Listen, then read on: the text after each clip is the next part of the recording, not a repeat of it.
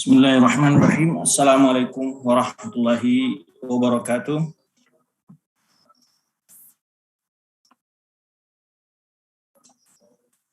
Afwan, suaranya terdengar?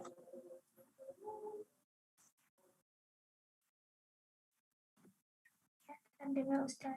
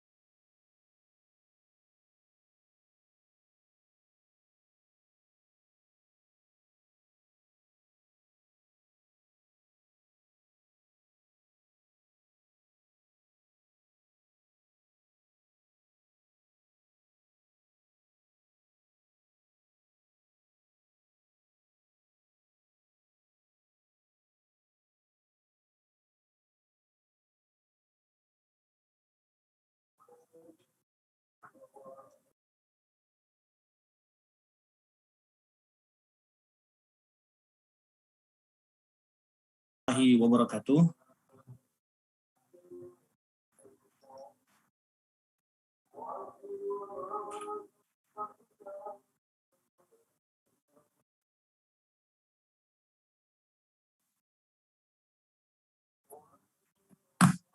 Innal hamdalillah nahmaduhu wa nasta'inu wa nastaghfiruh wa na'udzu billahi min shururi anfusina wa sayyiati a'malina.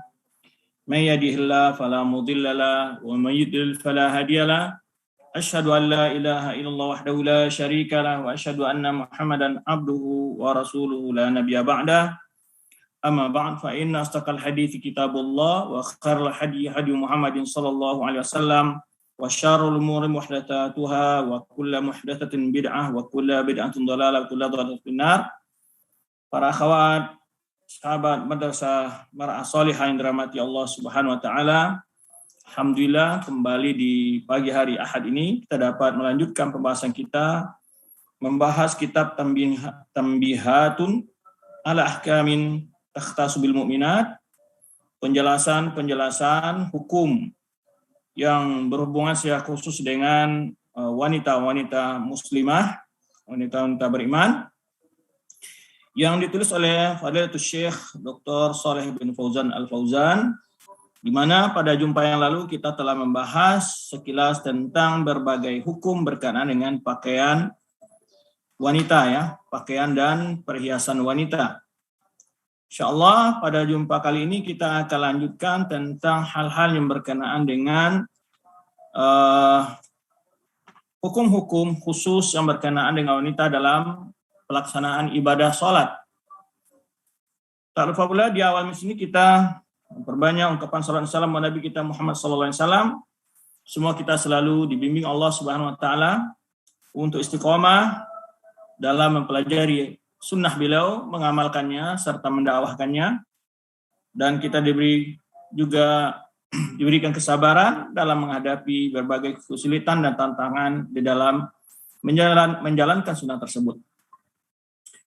Baiklah para akhwat yang rahmati Allah Subhanahu wa taala, yaitu afasul khamis, fasal yang kelima, fi bayani ahkami, menjelaskan hukum-hukum takhtasu bil mar'ati fi salatiha, hukum yang berkenaan secara khusus dengan wanita muslimah dalam ibadah sholat.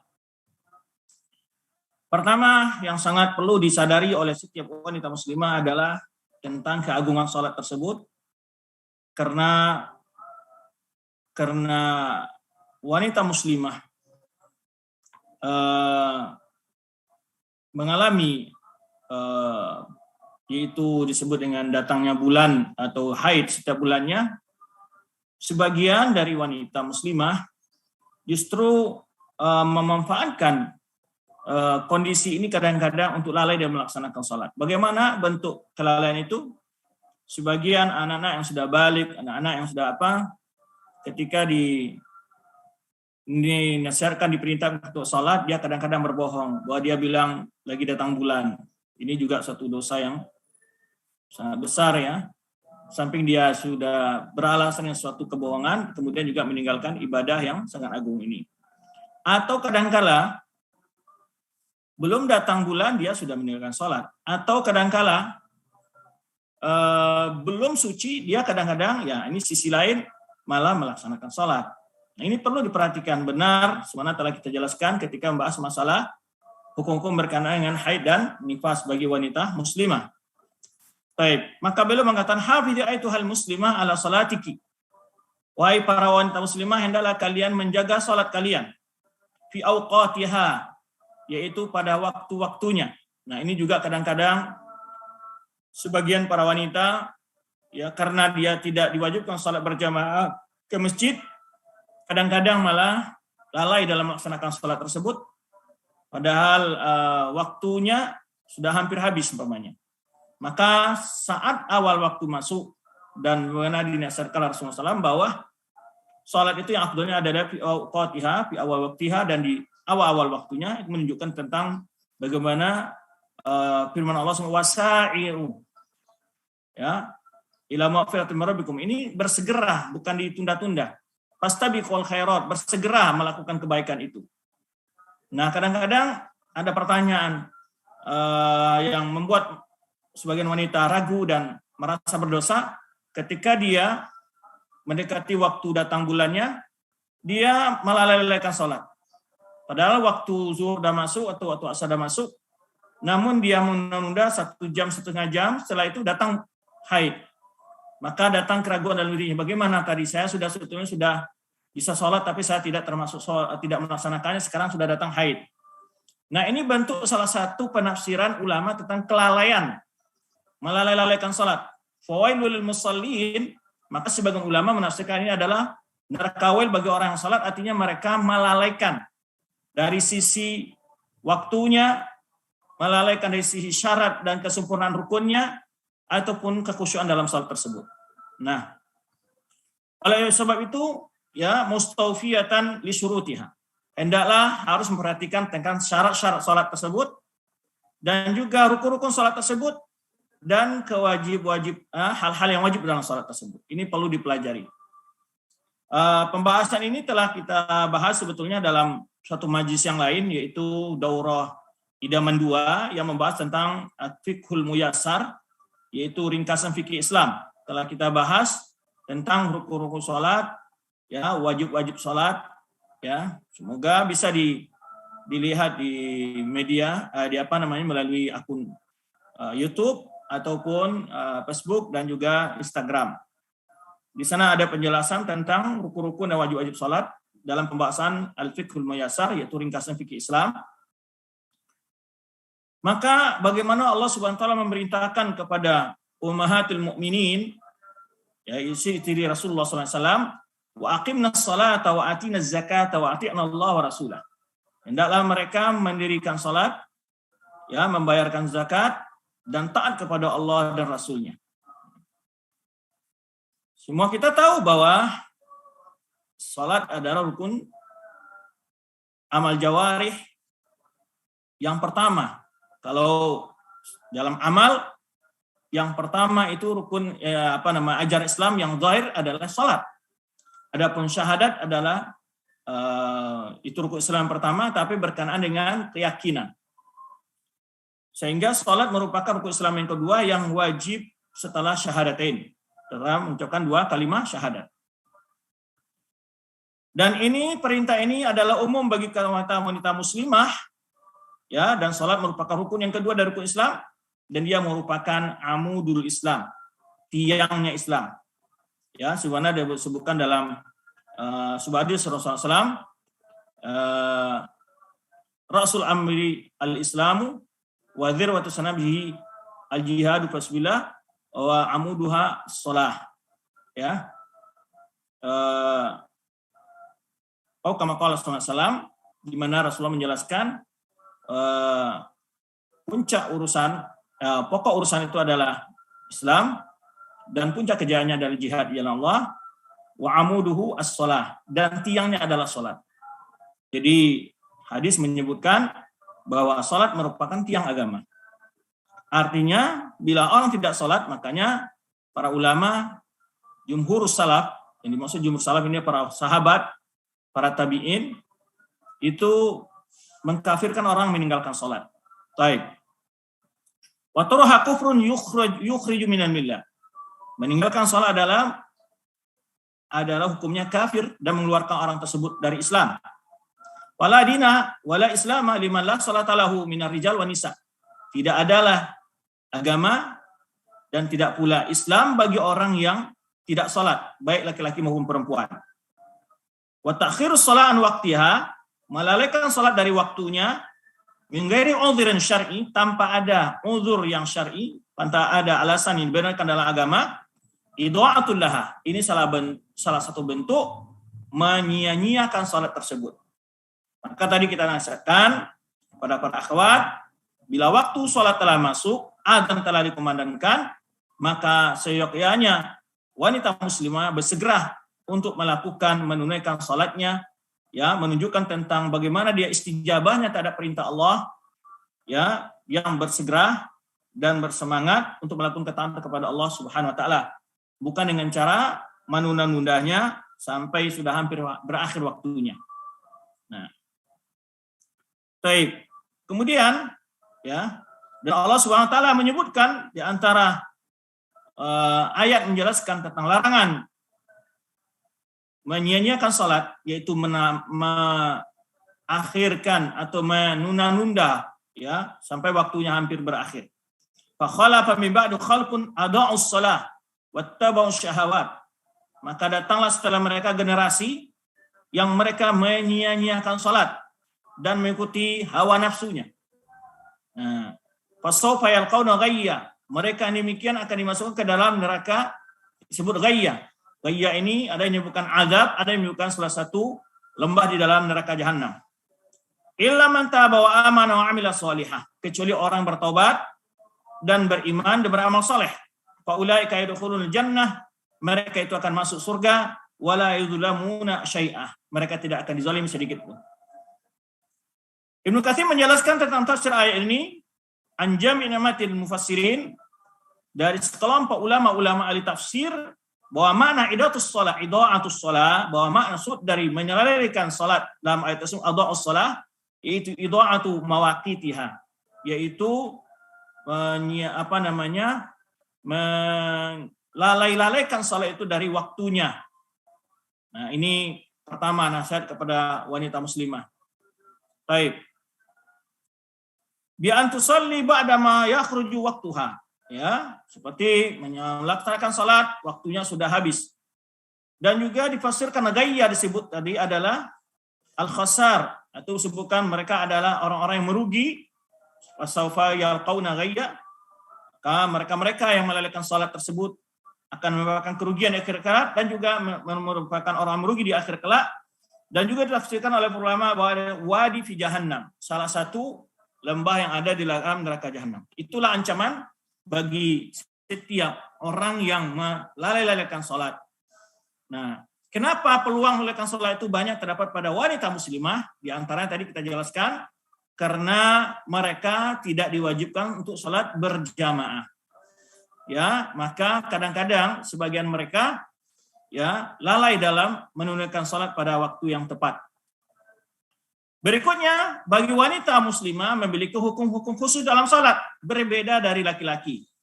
Nah, Di antaranya hal yang berikut ini. Yang pertama, tidak diwajibkan atas wanita azan dan iqamah. Nah, masalah azan iqamah ini memang berbeda pendapat ulama.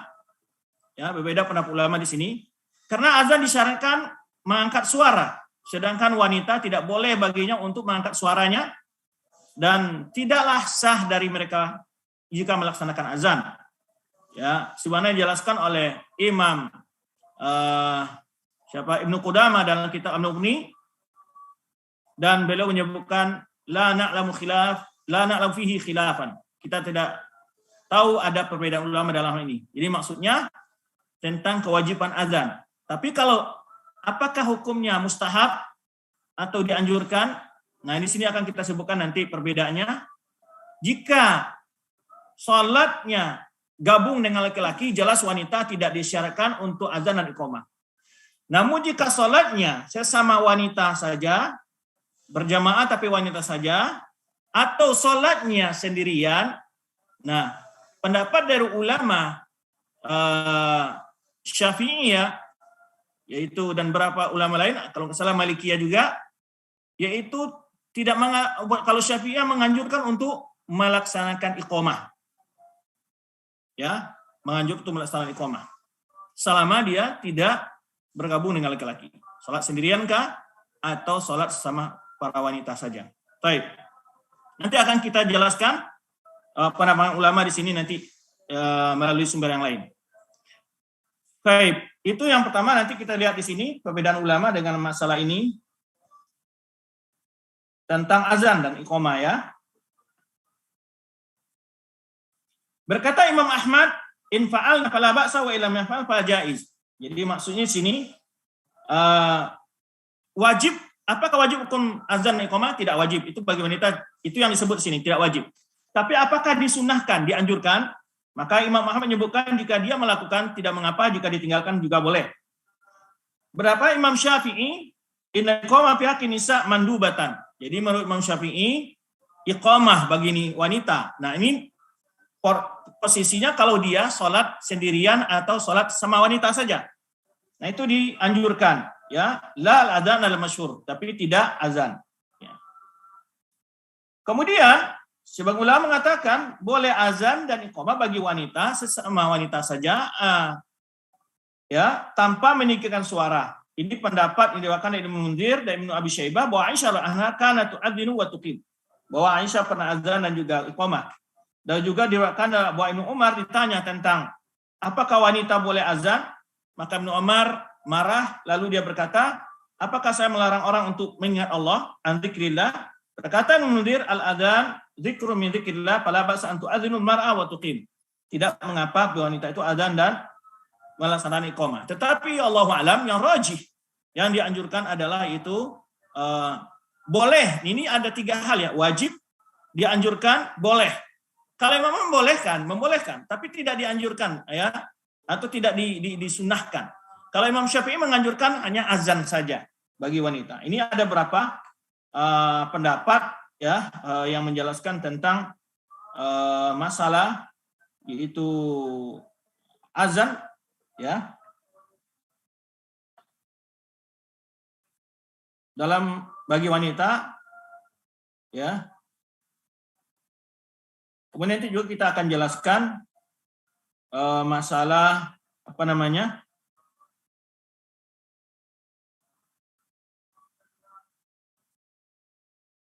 masalah jahar dengan salat dan selain dan hukum-hukum lainnya. Nanti akan kita jelaskan. Baik. Hukum iqamah bagi wanita dalam salat ini saya nukil dari kitab yang lain, dari masdar yang lain. Dijelaskan sini bahwa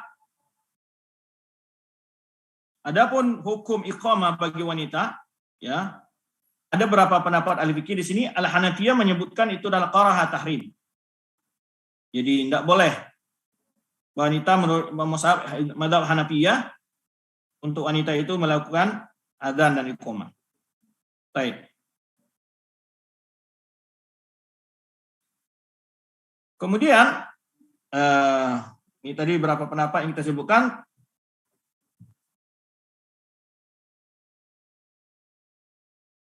yaitu bahwa pendapat para ulama Syafi'iyah mereka menganjurkan iqamah saja bagi para wanita. Baik. Berikutnya yang kedua, perbedaan kedua adalah masalah aurat dalam salat. Nah, kan berbeda antara aurat laki-laki dalam salat. Kalau laki-laki, aurat laki-laki dalam keseharian kan dari antara lutut dan sampai pusar. Nah, kalau salat dia ditambah oleh sebagian ulama makruh salatnya kalau dia tidak menutup bahunya. Ada sebagian mengatakan haram karena ada hadis melarang untuk laki-laki yang tidak salat dan tidak menutup pundaknya. Tapi wanita beda. Wanita adalah seluruh tubuhnya adalah aurat kecuali telapak tangan dan muka. Itu auratnya wanita dalam salat. Namun dijelaskan juga di sini apabila dia berada di tempat salat itu akan lewat laki-laki dan bisa kelihatan oleh laki-laki, maka para ulama, sebagian ulama maksudnya berpendapat dia boleh memakai hijab atau memakai cadar. Baik. Seluruh tubuh wanita adalah aurat dalam salat kecuali wajahnya. Dan wa fi kaffai wa qadamaiha khilaf. Jadi masalah apakah dua telapak tangan dan tumitnya juga aurat harus tutup, ini ada perbedaan ulama. Wa dzalika kullu haythu la yaraha rajulun. Jadi apabila tidak dilihat oleh ada laki-laki yang melihatnya yang bukan mahramnya. Jadi kalau di rumah dia boleh buka salat, tidak boleh ditutup mukanya dan telapak tangannya pun tumitnya ya. Telapak tangan dan tumit itu berbeda pendapat ulama, ada yang mengatakan bagian dari aurat dalam salat, ada yang tidak. Tapi yang umum pendapat ulama adalah bahwa muka dan telapak tangan itu adalah tidak wajib itu oleh wanita sedang salat. Apabila dia salat tidak dilihat oleh laki-laki atau salat dengan sendirian atau sama wanita atau salat di hadapan para mahramnya dia. Baik. Fa in kana yarahu rajulun, jika ada laki-laki yang melihatnya yang bukan mahram bagi dia, maka dia wajib menutup apa? Mukanya. Kama ijma alaiha sitruha kharijas shalah anir rijal. Sebenarnya dia wajib menutup mukanya di luar salat di hadapan laki-laki yang bukan mahramnya. Kalau udah fi salatiha min taqtiyati ra'siha wa raqabatiha wa min taqtiyati baqiya badaniha hatta zuhur qadamain. Maka seorang wanita harus menutup kepalanya dan pundaknya dan menutup bagian badannya yang lain sampai yaitu punggung kakinya ya. Atau punggung telapak kakinya atau punggung tumitnya gitu ya. Berkata Rasulullah sallallahu alaihi wasallam, la yaqbalullahu salata haidin yakni man balagat haid. Tidak diterima salat wanita yang sudah haid kecuali bikhimarin, itu menutup kepalanya ya, berhijab. Maksudnya menutup kepala seperti jilbab gitu ya. Wal khimar ma yughati ra's wal unuq. Itu khimar itu adalah seperti jilbab yang biasa yang menutup yaitu kepala dan pundaknya atau bahunya ya. Dan dari Ummu Salamah radhiyallahu anha bahwa dia bertanya kepada Nabi sallallahu alaihi wasallam, "Atusalil mar'atu fi dir'in wa khimarin bi ghairi izarin?" Bolehkah wanita salat bi dir'in? Ya kalau dir'in sekarang itu seperti apa namanya itu?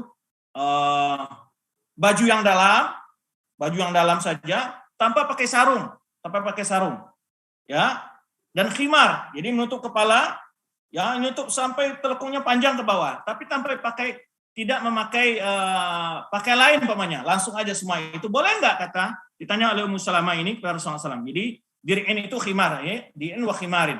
Jadi dimakai umpamanya baju dalam, kemudian jilbab dalam, ya jilbab gitu. Dan biduni izar, ini izar tanpa ada sarung atau tanpa ada rok lah bahasanya kalau untuk wanita di bahasa kitanya. Boleh enggak?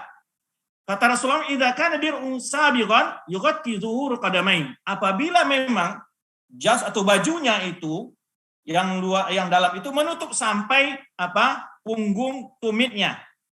Nah, kalau menutup itu enggak boleh dia tidak pakai apa namanya? Tidak memakai rok atau semacamnya. Itu intinya, pakaiannya itu jika menutup auratnya keseluruhan. Intinya tidak ada pakaian khusus bagi wanita itu sholat, yang penting menutup auratnya. Kenapa ini kita jelaskan?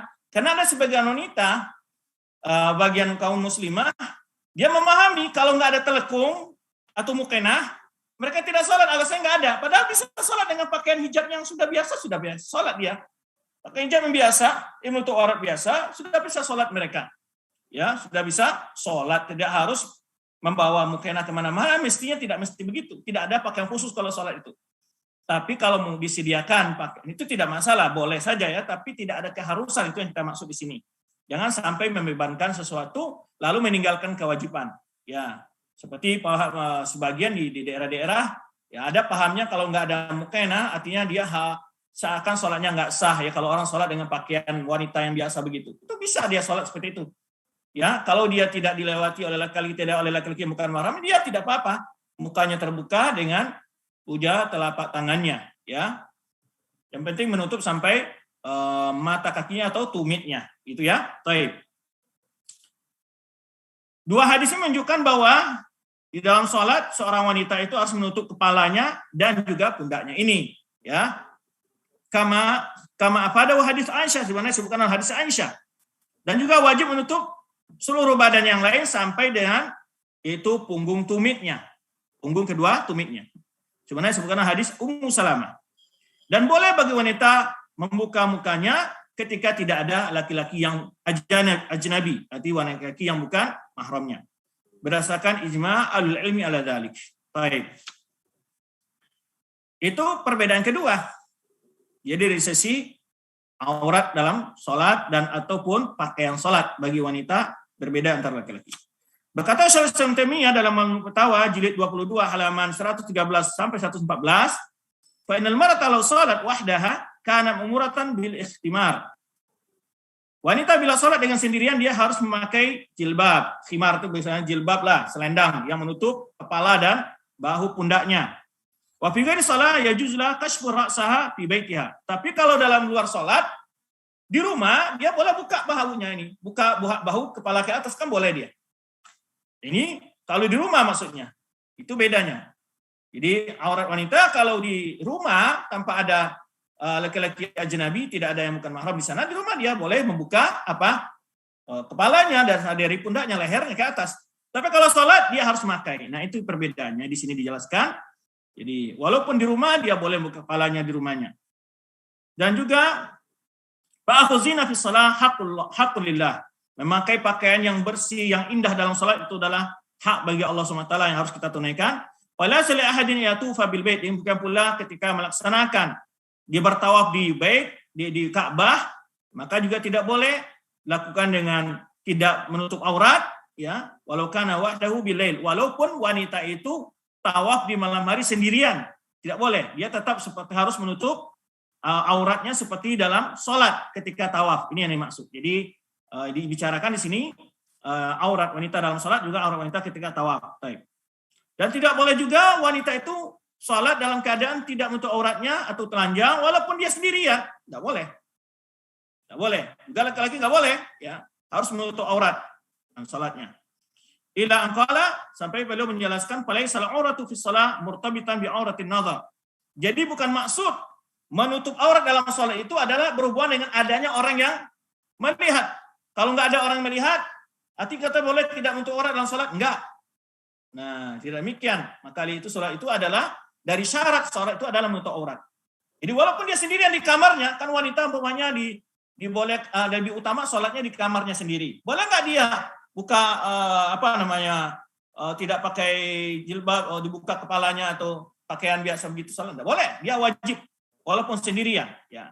Bukan menutup aurat dalam sholat itu karena adanya dilihat oleh pandangan orang lain, ya, la tardan wala aksan, ya, baik dilihat ataupun lawannya tidak, ya, wala tardan maksudnya sini, la tardan baik dibiasakan ataupun tidak, atau sebaliknya juga tidak boleh, ya, maksudnya di sini kalau ada orang yang melihat dia harus menutup aurat dalam salat, kalau tidak dia tidak menutup aurat, bukan demikian. Tapi menutup aurat dalam salat wajib dalam segala kondisi, baik tidak ada orang melihat ataupun ada orang melihat. Ya, baik sendirian ataupun tidak ada orang lain. Nah, karena wanita kalau dalam kamarnya di luar salat dia boleh pakaian bentuk apa saja di kamarnya sendirian. Tapi kalau salat nggak boleh. Nah, ini dijelaskan. Berkata Imam Qudamah dalam Mughni jilid 2 halaman 328, adapun seluruh badan wanita yang merdeka, maka wajib ditutup dalam salat. Ya, jika ada yang terbuka darinya sesuatu, tidak sah salatnya kecuali ayakuna yasiran, kecuali sedikit, kata beliau. Dan ini pendapatnya Imam Malik dan Auza'i dan Syafi'i, kata Ibnu Qudamah. Yang ketiga adalah, nah ini yang ketiga ini, bahwa seorang wanita tajama nafsaha fi ruku' wa sujud badalan min at-tajafi. Jadi merapatkan badannya ketika sujud dan ruku', dan juga duduk dalam bentuk mutarabi'ah. Mutarabi'ah itu tidak tawaruk, juga tidak iftiras. Au tasdilu rijlaiha. Jadi boleh dia tidak melipat kakinya, maksudnya jari-jarinya. Dan meletakkan taja'aluhuma fi janibi yaminya badalan min tawarruk wal iftiras.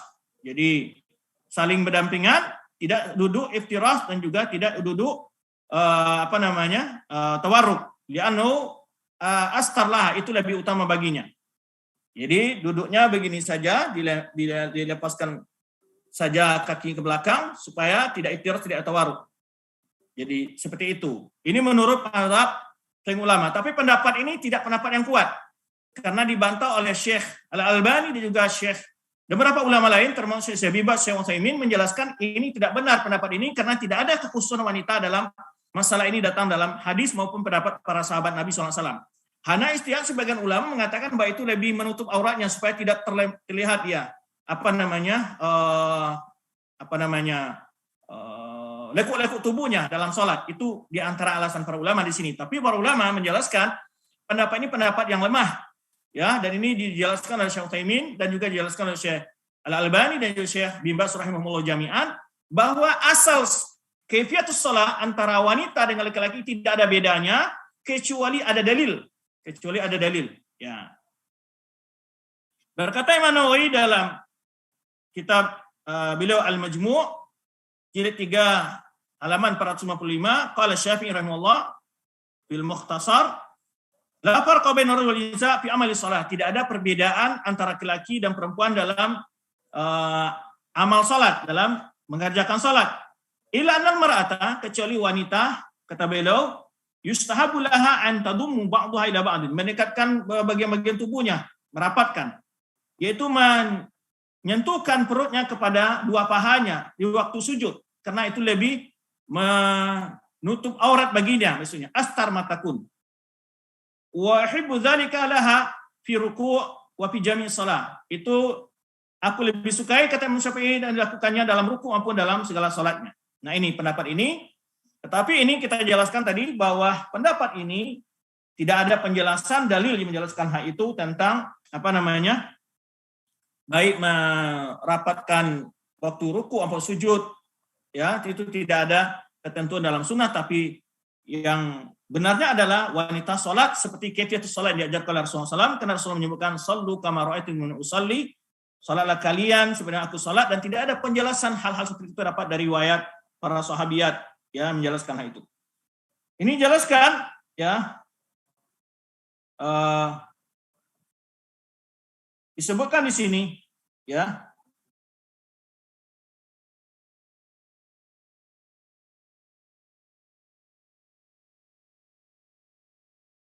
perbedaan ulama dalam masalah tawarrud iftiras sebagai wanita. Wa ta'addadat aqwal fuqaha fi tafriq baina rajul wa mar'ah fi jalsatis shalah. Ada beberapa pendapat ulama tentang masalah posisi duduk wanita dalam salat, ya. Maka orang Hanafi, mazhab Hanafi itu membedakan antara laki dan perempuan. Ya, maka laki-laki disunahkan untuk iftiras, adapun perempuan disunahkan untuknya tawarruk. Nah, ini pendapat Hanafiyah. Baik dalam salat tasyahud awal maupun tasyahud akhir. Kalau Hanafi semuanya tawarruk. Nah, adapun Malikiyah, mereka menyunahkan tawarruk dalam semua salat, baik laki-laki maupun perempuan. Adapun Syafi'iyah, tawarruk dalam setiap tasyahud setelahnya salam, ya, dalam setiap duduk setelahnya salam, baik laki-laki maupun perempuan. Adapun Hanabilah, mereka mempendapat sunnahnya tawarruk dalam tasyahud akhir dari salat yang 3 rakaat dan 4 rakaat. Adapun iftiras fayakunu fi baqati jalasat as-salat sa'al rijal mar'ah. Ini pendapat ulama yang umum, tidak ada perbedaan dalam masalah duduk tersebut. Tetap seperti posisi, ya, yang disebutkan dalam sunnah Rasulullah SAW ketika salat. Kalau salat itu adalah duduknya antara dua sujud, itu iftirash dan duduknya adalah yang terdapat salam di sana, ada khilaf para ulama. Ya, ada yang mengatakan kalau seperti salat subuh, kalau menurut Imam Syafi'i itu tawarruk. Kenapa? Karena setelahnya salam. Tapi mendapat ulama yang lain mengatakan tidak.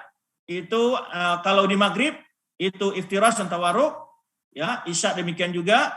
Nah, kadang kan Imam Syafi'i dan subuh menurut pendapat ulama yang lain adalah iftirash karena itu tasyahud awal salamnya. Itu saja. Tapi tetap disunahkan iftirash dan tawarruk bagi para wanita. Baik. Di sini ya Syekh bin Baz menjelaskan ketika ditanya ya, menyebutkan di sini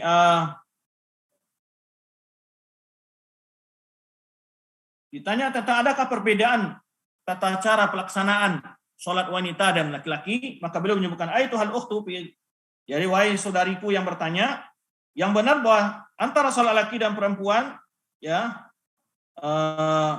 tidak ada perbedaan. Sebenarnya disebutkan oleh sebagian para fuqaha, yaitu membedakan ya laisa alai dalil, tidak ada dalil, dan juga hadis yang menyebutkan seperti itu. Karena keumuman sabda Rasulullah SAW, "Shallu kama ra'aitumuni usalli," itu adalah dasar yang umum, ya. Dan syariat ini umum, perintah ini umum untuk laki-laki dan perempuan. Dan illa maqam alai dalil bitakhsis, kecuali ada dalil yang mengkhususkan. Baik. Maka sunnahnya bagi wanita adalah salat seperti laki-laki dalam rukuk dan sujud, dan juga dalam bacaannya, dan meletakkan dua tangan di atas dadanya dan lain demikian. Ya. Ini beliau jelaskan, ya. Demikian pula posisi saat rukuk, ya, meletakkan tangan di atas dua lututnya. Yang pula ketika sujud, ya, dengan membuka rongga keteknya itu menyembentangkan begitu, ya, dan tepat di meletakkan telapak tangan di atas sejajar dengan dua telinganya. Di ini dan juga istiwa adhar dan meluruskan punggung ketika rukuk, ya. Kemudian juga sujud, ya, wa bada arafa min ruku', demikian pula posisi-posisi lainnya, ya, tidak ada perbedaan. Kulhu karrajul sawa, yaitu semuanya seperti laki-laki, kata beliau. Dengan keumuman sabda Rasulullah SAW terhadap tata cara pelaksanaan salat, "Shallu kama ra'aitumuni usalli," salatlah kalian sebagaimana kalian melihat aku salat. Dan tidak ada dalil mengkhususkan dalam posisi duduk maupun rukuk bagi para wanita ya dalam salatnya. Baik. Demikian pula ungkapan Syekh Shalih Al-Utsaimin, demikian juga beliau menyebutkan, walakin qaulus sahih anna salatal mar'a mislu rajul tamaman wa annaha tamudu dhahr fi ruku'. Jadi tidak boleh menongkok gitu, tapi tetap seperti laki-laki rukuknya dengan mendatarkan punggungnya, ya. Dan juga dengan mengangkat perutnya dari dadanya, tidak boleh dari perutnya dari pahanya, tidak menempel. Nah, ini maksudnya tadi yang dijelaskan oleh pendapat sebagian ulama. Baik, dan juga iftirash dalam duduk antara dua sujud, kemudian juga di tasyahud awal, demikian pula dalam salat yang tasyahud akhir, ya, illa tasyahud wahid, kecuali tasyahud yang pertama, dan juga tawarruk pada yang ada dua kali tasyahud. Baik. Demikian pula penjelasan Syekh Albani di akhir kitab salat beliau seperti salat Nabi menyebutkan bahwa sifat salatnya wanita tidak ada perbedaan yang sifat salat laki-laki, ya, kecuali tadi umpamanya dalam sifat auratnya tadi disebutkan, ya. Kemudian juga yang pertama itu masalah azan dan iqamah, ya. Baik. Berikutnya yang keempat adalah salat jamaah bi imam ihdahunna. Nah, bagaimana salat wanita berjamaah? Hukumnya jelas. Salat jamaah wanita tidak wajib. Tidak wajib. Namun berbeda di antara ulama, Syafi'iyah mengatakan sunnah. Ya. Apabila dia salat sesama wanita. Nah, dalam masalah salat wanita berjamaah dengan imam salah seorang di antara wanita itu, ini sama wanita saja, ada khilaf di antara ulama antara yang membolehkan yang tidak membolehkan. Jadi seperti ulama Hanafiyah tidak membolehkan. Ya. Ulama Malikiyah juga demikian, dan ulama Syafi'iyah dan Hanabilah membolehkan. Wal aktsar ala annahu la mani'a fi dzalik. Pendapat yang banyak ulama adalah tidak dilarang hal itu. Karena Nabi SAW, nah ini dalilnya di sini, Amara Ummu Waraqah, jadi di sana ada seorang sahabat wanita, Ummu Waraqah namanya, yaitu mengimami keluarganya. Menjadi imam. Jadi boleh wanita imami wanita lain. Baik, wa ba'du yara annahu ghairu mustahab. Sebagian ada mengatakan tidak dianjurkan. Wa ba'du yara annahu makruh, dan ada yang menyebut itu dalam makruh. Ini pendapat, kalau salah pendapat dari kalangan ulama sebagian ulama Malikiyah.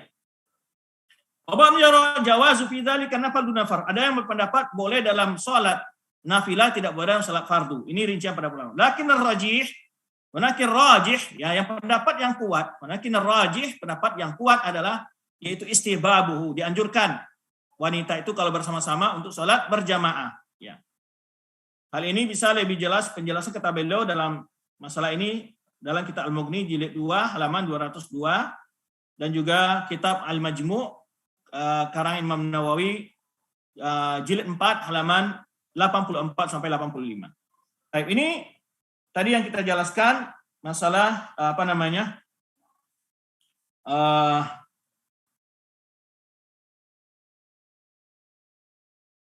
salat berjamaah bagi wanita. Syekh Ibnu menjelaskan harfi dzalika wala alaihi jamaah. Jamaah tidak wajib memang, tapi bila sesama mereka saja wanita ingin salat berjamaah itu dibolehkan. Baik.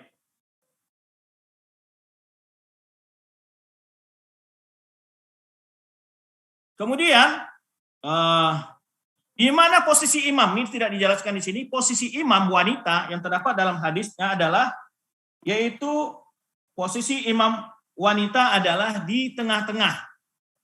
Bukan seperti salat berjamaahnya laki-laki. Ini berdasarkan hadis Aisyah anha. Ini sedikit ya penjelasan tambahan. Posisi imamnya wanita kalau sebelumnya sesama wanita itu di tengah-tengah tapi sejajar dengan saf yang pertama, tidak maju ke depan. Ya, ini berdasarkan hadis Aisyah radhiyallahu anha. Karena Aisyah pernah mengimami dan juga Ummu Salamah, dan kalau nggak salah satu riwayat mengatakan disebutkan di situ bahwa wanita itu imamnya letaknya di tengah-tengah di saf yang pertama, tidak maju ke depan seperti salat berjamaah imamnya laki-laki. Walaupun di sini ada perbedaan sebagian ulama, ya, ada yang mengatakan sebelah kanan, ada yang mengatakan, tapi yang ada dalam sunnahnya yang dipraktekkan oleh sahabat dan Aisyah dan lainnya adalah bahwa imamnya wanita bila salat sama mereka, para wanita jadi jamaah sama wanita itu di tengah-tengah saf yang pertama. Baik.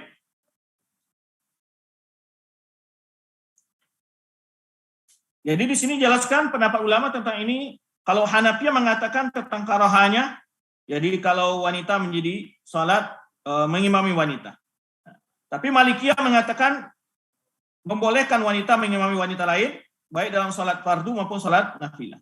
Adapun Syafi'iyah dan Hanabilah, mereka mengatakan sahnya salat wanita mengimami wanita lain, ya, baik salat nafilah ataupun salat fardu.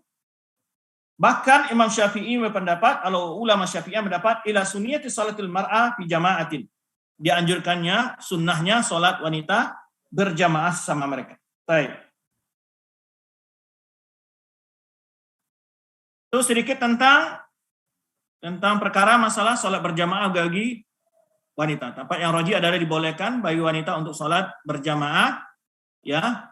Kemudian posisi imamnya adalah berada di tengah-tengah saf yang pertama, ya, bukan posisinya seperti imamnya laki-laki, yaitu maju ke depan. Ya. Jadi disebutkan di sini seperti mana yang diwakilkan dari Mu'minin Aisyah anha dan juga yang diwakilkan dari Ra'ithah Hanafiyah, bahwa ammatna Aisyah radhiyallahu anha, bahwa Aisyah pernah mengimami kami, faqamat bainahunna fi shalah al-maktubah. Jadi berdiri di antara saf yang pertama, jadi di tengah-tengah. Maka tempat berdirinya imam itu di saf yang pertama di tengah-tengah, ya. Jika berdua tentu seperti salat laki-laki. Kalau berdua, imam satu, makmum satu, jadi tetap makmumnya sebelah kanan, imam sebelah kiri. Kalau berdua. Tapi kalau bertiga berarti tetap di tengah-tengah imamnya, begitu. Ya. Itu penjelasan tentang ketika sholat berjamaah gawi sesama para wanita. Baik. Berikutnya kita lanjut. Hukum jahar bagi wanita dalam salat. Ya, wa tajharul mar'a bil qira'a idza lam yasma'a rijal ghairu maharib.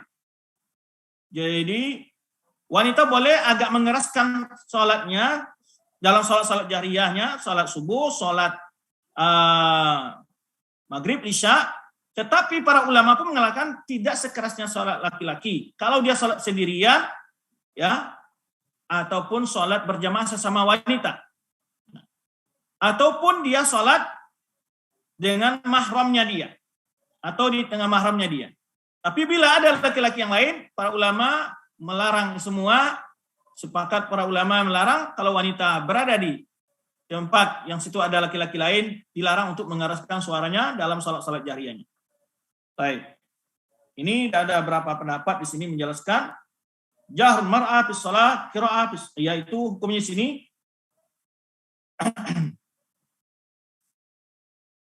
pendapat ulama Malikiyah mendapat pendapat bahwa makruh hukumnya bagi wanita jika ada laki-laki yang bukan mahramnya. Ya, bukan wajib bagi dia untuk merendahkan suaranya. Ya, hanya cukup mendengarkan dirinya saja, dengar oleh diri sendiri baca. Hanafiyah berpendapat bahwa semua Hanafiyah berpendapat harus sir, wanita tidak boleh sama sekali mengeraskan bacaan dalam setiap salat. Baik salat-salat yang dijaharkan, jika salat berjamaah bagi laki-laki. Ada ulama Syafi'iyah berpendapat bahwa seorang wanita bila salat sendirian atau bersama wanita sesama wanita saja, atau di sesama mahramnya, di tengah-tengah mahramnya tidak ada laki-laki yang bukan mahramnya, maka boleh saja dia mengeraskan. Jadi harus bolehkan ketika ulama membedakannya wajib, sunnah, boleh, mustahab, itu ada. Kalimat-kalimat ini berbeda. Ini dibolehkan di sini oleh Imam Syafi'i jaiz, ya juz. Baik dia salat berjamaah mengimami sesama wanita tadi ataupun sendirian. Wa yakunu jahruha aqal min jahri rijal. Tetapi dia suaranya jauh lebih rendah dari suara laki-laki, tapi tetap kecil, ya. Adapun bila salat adanya laki-laki yang ajanib, laki yang bukan mahramnya, maka dia harus mensirkan salatnya, ya. Sebenarnya terdapat dalam penjelasan mazhab Syafi'i.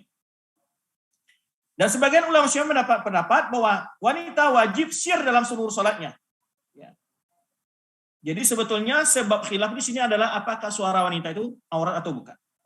Adapun ulama Hanabilah pendapat bolehnya wanita menjaharkan salatnya dengan sesama wanita atau di hadapan mahramnya, ya. Dan makruh hukumnya jika dia menjaharkan dan ada laki-laki yang bukan mahramnya. Ini berapa pendapat ulama tentang masalah jaharnya bagi sholat bagi wanita. Bila dia, jadi kalau yang rajih jika dia sendirian atau bersama wanita atau di tengah mahramnya dia nggak masalah. Ya, tapi ini tentu sholat-sholat jariyah tadi atau dia menjadi imam. Ya. Kemudian berikutnya adalah boleh bagi wanita keluar dari rumahnya untuk sholat berjamaah di masjid bersama laki-laki, ya boleh, ya. Dan sholat di rumahnya mereka lebih baik. Ini sudah jelas hadisnya bagi antum semua, sudah pernah belajar, ya, bahwa sholat di rumahnya itu lebih baik. Sebenarnya diriwayatkan Imam Muslim dalam sahihnya bahwa Nabi SAW bersabda, la tamna'u ima Allah masajid Allah. Jangan kalian larang wanita-wanita Allah untuk pergi ke masjid Allah. Ya, untuk sholat berjamaah enggak boleh, dilarang tapi sholat wanita di rumahnya jauh lebih besar pahala dan lebih baik. Juga sabda Nabi SAW, la tamna'un nisa an yakhrujna ilal masajid wa buyutuhunna khairul lahunna. Jangan kalian melarang wanita yang ingin mendatangi masjid, salat di masjid, ya, tetapi rumah mereka sendiri lebih baik bagi mereka. Maka jika wanita salat di rumahnya itu lebih afdal bagi mereka dan itu lebih menjaga mereka dan lebih menutup aurat mereka, itu lebih tesatur, lebih tidak banyak keluar, ya, tentu lebih aman dari fitnah. Tapi bila pergi ke masjid tetap menjaga adab-adab berangkat ke masjid. Nah, bagaimana kalau wanita muslimah pergi ke masjid? Apa adab-adab yang harus dijaga? Yang pertama, antakuna musattiratan bisiyab wal hijab kamil. Harus menutup hijab, berpakaian yang syar'i, ya. Sebagaimana perkataan Aisyah anha, kana nisa'u yusallina ma'a Rasulullah sallallahu alaihi wasallam summa yansarifna multafiatin bimurutihinna ma yu'rafna minal ghalas. Jadi wanita-wanita salat bersama Rasulullah SAW, kemudian mereka pulang dalam berbalut ya pakaian mereka ya, dan tidak dikenal mereka itu masih dalam gelap gulita. Baik. Yang kedua adalah tidak boleh keluar pergi salat memakai wangi-wangian. Karena Rasulullah SAW bersabda, la tanu'ima Allah an masajidallah wal yakhrujna tafalatin. Ya, jangan kalian larang wanita budak-budak wanita Allah, ya wanita-wanita ya ima Allah hamba Allah yang wanita untuk datang ke masjid Allah, dan hendaklah mereka keluar ya tafalat, ya maksudnya adalah ghair mutatayyibat, tanpa harus memakai wangi-wangian. Dan juga dari Abu Hurairah, Rasulullah SAW bersabda, "Aimra'atin asabat bukhuran fala yastashhadna ma'ana isya al-akhir." Wanita mana saja yang telah memakai bukhur, itu bukhur adalah wangian, ya, maka jangan mereka menghadiri salat isya bersama kami, kata Rasulullah SAW. Dan juga berdasarkan hadis riwayat Zainab, istrinya Ibnu Mas'ud, idza ya syahida ihdakunnal masjid fala tamassa tiban. Jika salah seorang kalian datang ke masjid, jangan memakai minyak wangi, ya. Berkata Imam Syaukani dalam Nailul Autar jilid ketiga halaman 140-141 menyebutkan ini dalil bahwa keluarnya wanita ke masjid dibolehkan apabila ya aman dan tidak menimbulkan fitnah, ya. Dan di antara hal yang menimbulkan fitnah itu adalah ketika mereka memakai wewangian. Wa qala waqad hasala minal hadis an idzin lin nisa, dan sebab dalam hadis-hadis tersebut terdapat izin bagi wanita ya minar rijal ilal masjid, ya minal hadis an idzin lin nisa minar rijal, bahwa bolehnya laki-laki mengizinkan istri-istri mereka untuk datang ke masjid apabila ketika mereka berangkat ke masjid ya tidak menimbulkan fitnah, tidak memakai wewangian, perhiasan atau berbagai bentuk yang menimbulkan pandangan lelaki kepada mereka. Yang ketiga adabnya adalah tidak boleh mutazayyina bi siyabil khuli, tidak boleh memakai pakaian yang menarik pandangan atau perhiasan. Berkata Aisyah anha, seandainya Rasulullah SAW melihat wanita-wanita hari ini, siapa yang mana yang kita lihat, sungguh ia akan melarang wanita tersebut dari masjid dan untuk datang ke masjid. Siwana Bani Israel melarang wanita-wanita mereka. Kemudian juga berkata Imam Syaukani dalam Nailul Autar tentang tanggapan terhadap perkataan Aisyah ini, law ra'a ma ra'aina, seandainya ia melihat apa yang kita lihat hari ini, tadi itu min husnil malabis wa tib, yaitu wanita memakai pakaian-pakaian yang menarik perhatian dan wewangian dan perhiasan wa tabarrus, yaitu melihatkan sebagian dari perhiasan tubuh mereka.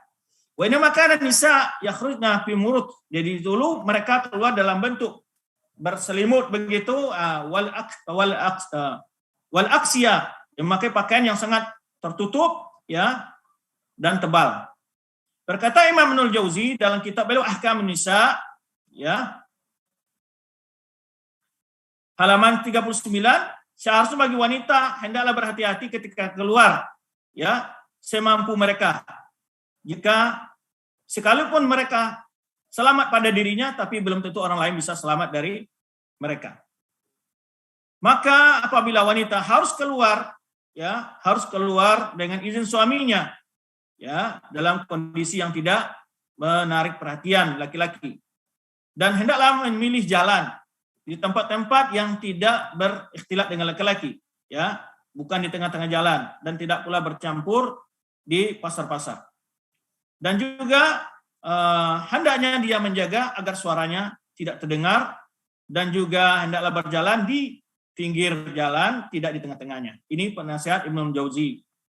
Yang keempat adalah jika wanita sendirian, ya ini ya yang keempat, kalau sholat berjamaah, jika wanita sendirian, mereka softnya di belakang laki-laki. Berdasarkan hadis Anas radhiyallahu anhu, ketika Nabi SAW sholat menjadi imam, kumna wa ana wa yatim wara'ahu wa qama al-ajuz min wara'ina. Jadi Anas menceritakan, aku berdiri dan anak yatim di belakang Rasulullah SAW, kemudian di belakang kami berdiri wanita yang tua. Dan juga dari Anas Malik menyebutkan, aku sholat bersama anak yatim belakang Rasulullah SAW. Kemudian di belakang kami adanya yaitu ibunya Anas, yaitu Ummu Sulaim. Jadi posisi salat wanita dalam berjamaah yaitu dalam sunnahnya adalah imam, saf laki-laki, saf anak laki-laki, saf anak perempuan, saf wanita yang dewasa. Itu aturannya.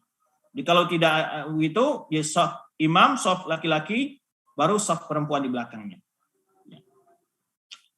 Kemudian, ya, jika wanita menghadiri salat berjamaah lebih dari satu orang, maka jika mereka membuat saf di belakang safnya laki-laki. Jadi bukan berarti di sana sendiri, Dia juga harus untuk salat berjamaah, wanita pun harus bersaf. Sebenarnya bersama laki-laki kalau lebih dari satu orang. Nah, ini dijelaskan. Bukan maksudnya nanti jangan salat ini saf laki-laki, kemudian wanita satu orang, kemudian wanita lagi satu orang, bukan begitu. Mereka harus berbuat saf sebenarnya membuat safnya laki-laki. Baik, karena Nabi SAW menjadikan safnya laki-laki di depan anak-anak dan di belakang saf anak-anak adalah saf wanita yang anak-anak. Ya, kemudian setelah itu baru saf yang perempuan yang dewasa. Sebenarnya bahkan Imam Ahmad. Dan dari Abu Hurairah bahwa Rasulullah SAW bersabda, khairu sufufur rijal awal wa asyru wa akhiruha. Sebagai saf laki-laki adalah yang di depan, yang terburuk adalah yang di belakang. Wa khairu sufufun nisa akhiruha. Sebagai safnya perempuan adalah yang paling belakang, wa syarruha awaluha. Dan yang paling buruk adalah yang di depan. Dalam dua hadis ini menunjukkan bahwa wanita mereka harus membuat saf di belakang saf laki-laki. Ya, tidak boleh salat mencar-mencar. Jadi kalau wanita lebih dari satu orang tidak boleh salat mencar-mencar, ya. Jika mereka salat di belakang safnya laki-laki. Baik salat fardu maupun salat tarawih atau salat nafil. Baik. Kemudian berikutnya dalam salat berjamaah yang khusus bagi wanita juga adalah apabila imam lupa ada bacaannya atau keliru dalam salatnya, maka wanita memberikan peringatan dengan cara menepuk punggung telapak tangan mereka. Jadi begini. Kalau sekarang kan kalau safnya panjang itu tidak terdengar ya. Kalau dulu kan tidak terlalu jauh safnya. Jadi kalau ada faedahnya untuk peringati imam salat di rumah berjamaah atau dengan saf yang sedikit, wanita ketika imam salah dengan memberi peringatan cara menepuk punggung tangannya, ya, tidak bersuara seperti laki-laki mengucapkan subhanallah. Baik. Kemudian berdasarkan sabda Nabi SAW di sini jelaskan idza nabakum shalah syai'un falyusabbih rijal walisaffiq nisa. Jika kalian ragu dalam salat, sesuatu meragukan kalian dalam salat, maka hendaklah yang laki-laki ya apabila imam kalian itu maksudnya lupa gerakan salat atau salah dalam salatnya, maka laki-laki subhanallah mengucapkan tasbih dan perempuan cukup tasfiq, yaitu menepuk punggung tangan mereka. Baik. Wa hadza idzan ibahatu lahunna bitasbih fi shalah. Ini hanya boleh melakukannya ketika memang dalam kondisi imam lupa dalam salatnya, ya, inna naibatit tanub. Ya, ini sebagai ketika dibutuhkan saja. Di antaranya ketika imam lupa karena suara wanita bisa menimbulkan fitnah bagi laki-laki. Maka disuruh wanita itu untuk cukup memukul punggung tangannya dan tidak berbicara. Baik. Berikutnya adalah apabila imam telah salam, maka wanita harus selesai salam keluar dari masjid secepatnya. Nah, ini di antara tuntunan ya. Di masa itu tuh masjid masih kecil dari masa Rasulullah SAW. Dan wanita laki-laki tetap duduk berzikir. Agar laki-laki ya liyaduk min sarafih min li'alla yudriku ya min man saraf min hunna. Agar tidak ketemunya antara laki-laki ketika sama-sama keluar. Berdasarkan apa yang diwakilkan oleh Ummu Salamah, ia berkata, "Inna nisa kunna idza salamna minal maktubah kumna." Bahwa wanita di sama Rasulullah SAW apabila telah salam dari salatnya dari salat fardu, mereka berdiri. Wasabat Rasulullah SAW tetap duduk dalam masjid, dan juga laki-laki yang salat bersama Rasulullah SAW dalam waktu yang Masya Allah, ya. Faidah qama Rasulullah SAW waktu yang dikehendaki Allah. Apabila Rasulullah SAW berdiri, barulah para laki-laki berdiri. Jadi kalau imam sudah keluar, baru para sahabat Rasulullah keluar, baru sahabat juga keluar. Berkata Imam Zuhri, dan itu pendapat kami, wallahu alam, menurut kami kata Imam Zuhri, Hal itu adalah supaya diberi waktu bagi wanita untuk lebih dahulu keluar dan pulang. Ada sebenarnya dijelaskan oleh Imam Bukhari dalam sahihnya. Ya.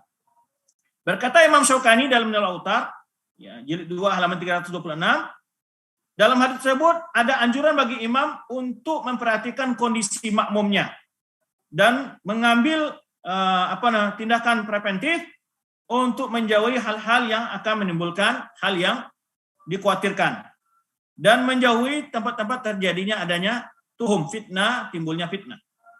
Dan di situ juga terdapat hadis ini menjelaskan dilarangnya wanita laki-laki mukhalatul rijal linisa, ya, berikhtilat dengan wanita di jalan, ya, apalagi di dalam rumah. Berkata Imam Nawawi dalam kitab Majmu' jilid 3 halaman 455, wa khalifun nisa rijal fi salatul jamaah fi asya. Kata beliau menyebutkan wanita menyisihi berbeda dengan laki-laki dalam beberapa sisi dalam salat berjamaah. Yang pertama, ya, la ta'akkad fi haqqina kata'akudiha fi rijal. Jadi salat berjamaah hukumnya tidak diharuskan kepada mereka sebagaimana diharuskan pada laki-laki. Yang kedua kata beliau, takifu imamatuhunna wasatuhunna, ya, bahwa bila wanita mengimami wanita lain, imamnya berdiri di tengah-tengah shaf yang pertama, tidak berdiri di depan. Yang ketiga kata Imam Nawawi, takifu wahidatuhunna khalf rijal la bijanibihi. Jadi kalau umpamanya imamnya laki-laki salat bersama suaminya, istrinya. Jadi kan berdua ini. Kalau laki sama laki-laki kan makmumnya sebelah kanan, tapi kalau ini enggak, beda. Perempuan tetap di belakang laki-laki, tidak boleh maju di samping laki-laki walaupun itu suaminya ataupun ayahnya ataupun saudaranya. Nah, itu salat wanita bersama laki-laki walaupun bila dia sendirian tetap di belakang, bukan di sampingnya. Berbeda kalau laki-laki sama laki-laki, dua orang yang salat berjamaah maka harus berdampingan. Yang keempat kata Imam Nawawi adalah idza sallaina sufufan ma'rijal fa akhir sufuna afdal min awalin. Nah, apabila wanita salat bersama laki-laki maka shaf mereka yang afdal adalah shaf yang paling di belakang. Baik, ya. Shaf di belakang lebih utama dari shaf yang di depan. Baik. Dari apa yang dijelaskan sebelumnya, ya, diketahui tentang haramnya ikhtilat baina rijal nisa, yaitu menunjukkan tentang keharaman bercampur aduknya, ya, antara laki-laki dan perempuan. Berikutnya, hukum keluar wanita ke tempat sholat Id. Nah, ini perbedaan lain di sholat Id. Diriwayatkan dari Ummu Atiyah, radhiyallahu anha, ia berkata, ya, amana Rasulullah SAW an nukhrijahunna fil fitr wal adha. Rasulullah SAW menyuruh kami untuk mengajak wanita-wanita itu keluar sholat, menghadiri sholat Idul Fitri dan sholat Idul Adha. Al-awatik, baik wanita yang merdeka, wal haid, ya, baik wanita yang haid, wanita yang dewasa, anak-anak, ya, wazadil khudud, perempuan yang perawan, itu maksudnya. Fa'amal khiyat, adapun wanita yang sedang haid, maka mereka menjauhi tempat sholat, tetapi hadir di lapangan sholat tersebut. Jadi washhad dan khair, dan tujuannya adalah agar wanita-wanita itu ikut menghadiri perayaan sholat tersebut dengan keramaian, menghadiri kebaikan dan dakwah kaum muslimin. Nah, ini. Jadi diantaranya wanita walaupun sedang haid, dia dianjurkan menghadiri tempat sholat Id, ya, baik Idul Adha atau sholat Idul Fitri, tapi mereka tidak melaksanakan sholat, tapi menjauhi tempat sholat. Baik. Berkata Imam Syaukani, hadis dan hadis-hadis yang semakna dengan hadis ini menunjukkan tentang kepastian disyariatkannya keluarnya wanita dalam 2 hari raya Lebaran ke tempat sholat tanpa dibedakan antara yang gadis ataupun yang tua, yang muda dan yang lemah, yang sudah, ya, baik yang gadis maupun janda, yang muda maupun yang tua, yang haid atau bukan, ya, malam takun mu'tadatan, selama tidak dalam iddah. Wanita kalau dalam iddah tidak dianjurkan untuk, ya, keluar rumah menghadiri salat Idul Adha atau Idul Fitri. Au kana khuruja fitnah, atau menimbulkan fitnah, ya, atau dia punya uzur. Baik. Berkata Syekh Ibnu Taimiyah dalam Majmu' Fatawa, disebutkan dalam jilid 6 halaman 458 dan 459, Faqad akhbaral mu'minat anna salatahunna fil buyut, ya, sungguhnya telah diberitahukan bahwa wanita-wanita beriman itu salat mereka di rumah lebih afdal bagi mereka daripada menghadiri Jumat dan salat berjamaah, salat Jumat dan salat berjamaah, kecuali salat Id, ya. Fa innahu amarahunna, karena sungguhnya Nabi sallallahu menyuruh mereka wanita-wanita itu untuk keluar untuk salat Id, ya. Dengan berapa alasan atau sebab. Yang pertama adalah anu fi sunnah, sesungguhnya hal itu hanya terjadi 2 kali dalam 1 tahun, yaitu salat Idul Adha dan Idul Fitri. Wa qubila bi khilafil Jum'ah wal Jamaah. Maka itu dibolehkan, berbeda dengan salat Jumat dan salat berjamaah. Salat Jumat setiap pekan dan salat berjamaah setiap waktu. Yang kedua kata beliau alasannya adalah anu laisa lahu badal, tidak ada gantinya. Tidak ada gantinya salat Id itu. Berbeda dengan salat Jumat dan salat jamaah. Salat Jumat boleh salat zuhur, ya. Salat di rumahnya salat zuhur, ya. Yang ketiga adalah bahwa keluarnya wanita, ya, ke lapangan untuk mengingat Allah seakan-akan menyirip dengan keluarnya orang-orang melaksanakan haji dari beberapa sisi. Karena itu disebut Idul Adha itu Idul Akbar, karena terjadinya pada musim haji. Dan para ulama Syafi'iyah memberikan catatan keluarnya wanita untuk salat Id, ya, jika di zawatil hayat, tanpa memakai pakaian-pakaian yang menarik pandangan, ya. Atau wanita-wanita yang memiliki postur tubuh yang menarik.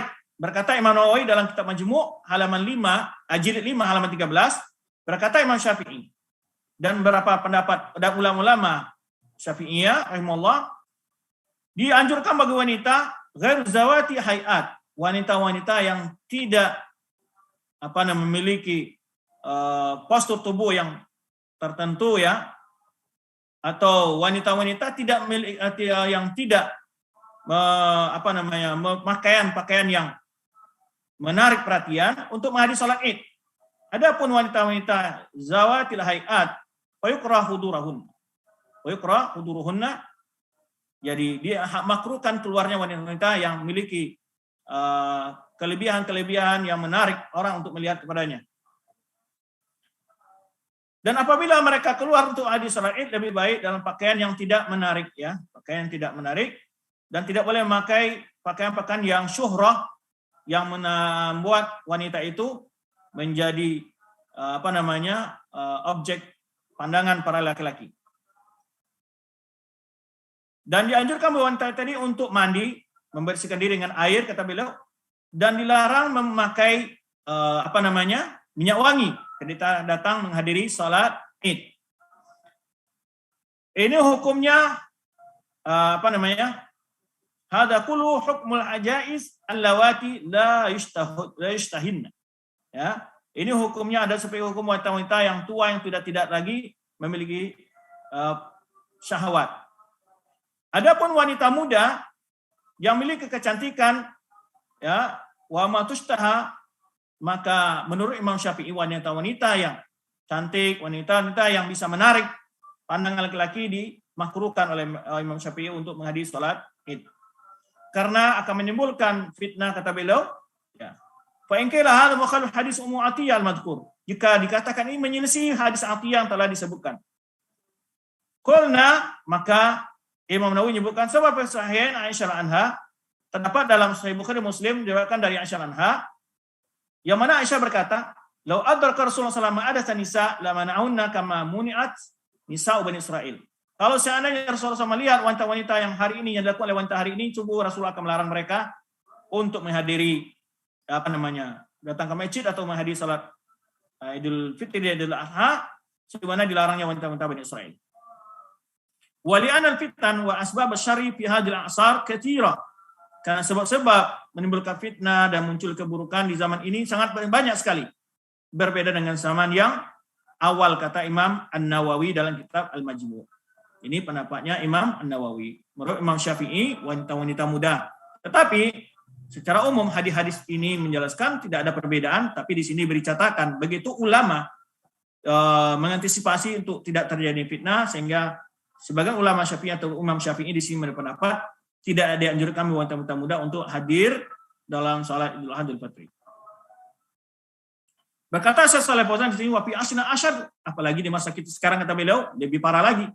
Berkata Imam Al-Jauzi dan kita Ahkam Nisa, ya, telah kita jelaskan bahwa keluarnya wanita boleh, ya, lakin idza khifat fitnah, apa itu bila ditakutkan menimbulkan fitnah, ya, fa imtina' min al-khud afdal. Jadi tidak keluarnya wanita itu lebih utama. Karena nisa sadaqah, karena wanita generasi awal dari umat ini kunna ala ghairi ma nasya'at nisa wa hadzal zaman alaihi.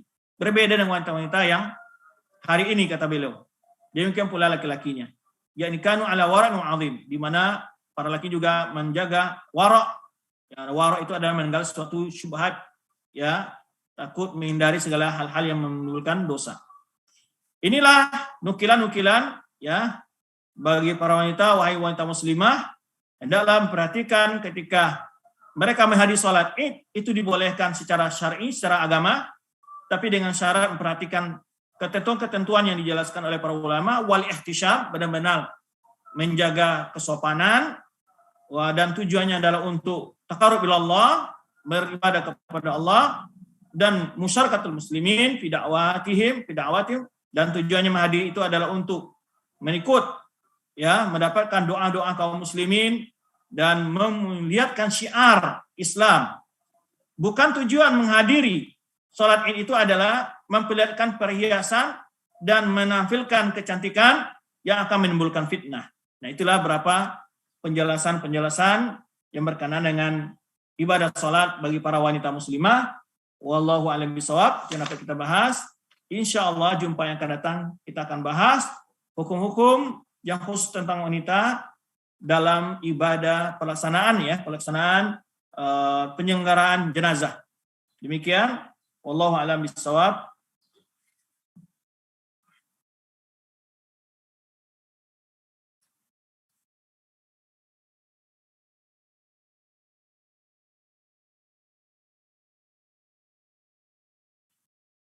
Baik, ada beberapa pertanyaan di sini yang sudah masuk.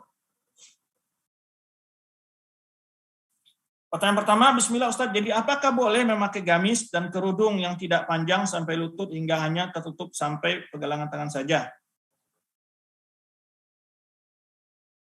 Bismillah Ustaz. Ustaz, tadi apakah boleh memakai gamis dan kerudung yang tidak panjang sampai lutut hingga hanya tertutup sampai pergelangan tangan saja? Barangkali mungkin kurang menangkap, ya. Yang kita jelaskan tadi adalah yang pertama, aurat wanita. Itu ada berapa hal. Aurat wanita di luar rumah atau di hadapan laki-laki ajnabi. Nah, itu wajib menutup seluruh tubuhnya. Aurat wanita di rumahnya, ya, di hadapan mahramnya dia, itu tidak boleh menampakkan hal-hal yang sensitif. Para ulama hanya membolehkan umpamanya siku sampai ujung tangan saja. Sebagai ulama atau di bawah lutut, ya, betis ke bawah dan leher ke atas, itu yang boleh dilihatkan di hadapan mahramnya. Adapun auratnya ketika sendirian, itu terserah pakaiannya di kamarnya sendiri, tidak ada ketentuan. Aurat ketika sholat, nah beda lagi. Aurat ketika sholat ada dua kondisi. Kalau dia sholat di rumahnya atau sama wanita saja atau di tengah mahramnya, ada pemaramnya, maka boleh terlihat mukanya, ya, dan dia wajib menutup semua bagian yang lainnya, ya. Baik, kecuali telapak tangan sebagian ulama membolehkan. Adapun kalau salat di hadapan ada laki-laki yang bukan mahram akan lewat, akan bisa melihatnya dalam suasana salat tersebut, maka dia wajib menutup mukanya. Itu bagi ulama yang berpendapat tentang muka adalah aurat. Ini dijelaskan dalam hukumnya. Baik. Jadi itu yang kita jelaskan tadi. Kalau dia di kamar sendirian, ya itu maksudnya dia pakai pakaian you can see bagian manapun, pakaiannya di kamar terserah. Ya ada orang melihat. Tetapi kalau dia kamar sendirian, sholat sendirian di kamar yang tidak ada orang melihat, bolehkah dia tidak menutup aurat? Tidak boleh. Ini yang kita jelaskan. Dia harus wajib menutup aurat, walaupun tidak ada orang melihatnya, walaupun di kamar sendirian. Dia wajib memakai kerudung, menutup kepala dan sampai lehernya, dan menutup sampai semua badannya, sampai tumitnya, punggung tumitnya, ya. Baik. Assalamualaikum warahmatullahi wabarakatuh. Waalaikumsalam. Jika sholat dengan menggunakan pakaian syar'i, di bagian kaki yang tertutup kaos kaki, apakah harus ditutup lagi dengan kain rok? Tidak perlu. Ya, maksudnya di sini kaki yang bagaimana? Kalau ditumit ke bawah pakai kaos kaki tidak masalah. Jangan pakai kaos kakinya dari lutut ke bawah itu nggak boleh. Ya. Tapi tadi kalau gamisnya sampai menutup tumitnya dan ujung kakinya, ya nggak perlu pakai apa lagi dia, nggak perlu pakai sarung, nggak perlu pakai rok sebetulnya. Ini yang ditanyakan tadi oleh seorang istri Rasulullah SAW tadi yang kita sebutkan. Yang penting dia menutup auratnya semua. Baik. Kemudian, ya, bismillah kita dianjurkan untuk menyegerakan sholat. Tapi saya pernah dengar tentang anjuran mengakhirkan sholat zuhur jika panas, isya dari kawan. Jika panas, sholat zuhur dianjurkan bagi orang yang dalam hadis sholat berjamaah ke masjid. Kalau di rumah kan nggak kepanasan. Di mana kepanasan? Karena makanya Pak Abridu bis sholat maksudnya itu adalah kalau sedang musim panas, kalau di Saudi pokoknya ada musim panas, di Indonesia nggak ada lah. Boleh dikatakan nggak ada musim panas yang sampai 45 derajat Celcius atau 50 atau 45. Tapi jika musim panas itu bagi sholat laki-laki maka didinginkan sedikit sholatnya, diundurkan sedikit sampai matahari agak tergelincir dan tidak terlalu kuat panasnya. Itu bagi laki yang mahdi sholat. Itu maksudnya azan. Jika ada kondisi panas, bukan dalam setiap waktu. Itu kondisi terkecualikan. Dan bagi sholat isya, itu dianjurkan juga bagi laki yang hadis sholat berjamaah. Ada bagi wanita tidak. Ya, wanita kan tidak diwajibkan hadis sholat berjamaah. Jadi kalau sholat isya, tapi kalau jamaahnya sudah ngumpul di masjid bagi sholat berjamaah, bagi laki-laki itu imam harus menyempatkan sholat supaya jamaah tidak kelamaan menunggu sholat. Tapi kalau itu dianjurkan, di antaranya yang disebutkan oleh para ulama, hadis-hadisnya begitu. Itu kondisi tertentu, tidak dalam semua kondisi. Itu bagi laki-laki yang menghadiri sholat berjamaah ke masjid. Bagaimana Ustaz ketika selesai sholat ada selai rambut yang keluar dan tidak tahu apa sholat tidak sah atau diulang sah? Itu kan di luar hal-hal yang tidak disengaja. Bismillah. Assalamualaikum, izin bertanya. Bagaimana tata cara sujud sahwi? Apakah ada doa khusus? Sujud sahwi ini, sebagian ulama mengatakan membaca doa sujud biasa. Ya, sujud sahwi, membaca doa sujud biasa. Baik. Yang keenam, bismillah, hukum ingus yang keluar ketika kita sholat, kadang mengenai mukena. Tempat sujud, sahkah sholat kita Ustaz? Sah, itu bukan najis. Ya, jadi beda antara kotor dengan najis harus beda. Baju kita kotor karena kue, itu bukan najis. Kena ingus, kena dahak, itu bukan najis. Dahak bukan najis, ingus bukan najis. Kotoran saja. Jadi sah. Tidak membatalkan wudu, tidak membatalkan sholat. Ya, baik.